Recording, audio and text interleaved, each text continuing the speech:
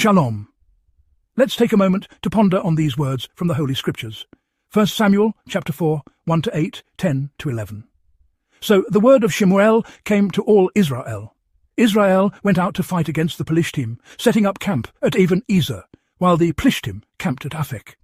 The Pelishtim drew up in battle formation against Israel. The battle was fierce, and Israel was beaten by the Pelishtim. They killed about 4,000 soldiers on the battlefield. When the army had returned to camp, the leaders of Israel asked, "Why has Adonai defeated us today before the Pelishtim? Let's bring the ark for the covenant of Adonai from Shiloh to us, so that he will come among us and save us from our enemies." So the people sent to Shiloh and brought from there the ark for the covenant of Adonai Tzvaot, who is present above the cherubim.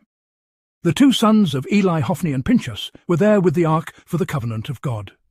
When the ark for the covenant of Adonai entered the camp, all Israel gave a mighty shout that resounded through the land. On hearing the shout, the Pelishtim asked, "What does this great shout in the Hebrews' camp mean?"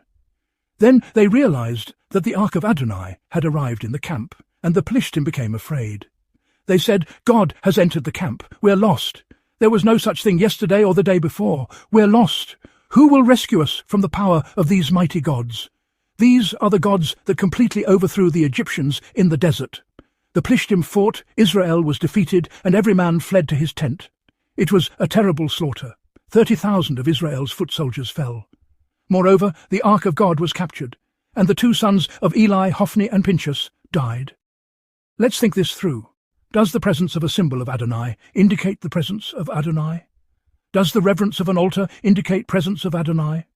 Doesn't Adonai walk with only those that walk with him in spirit and truth? Think about it.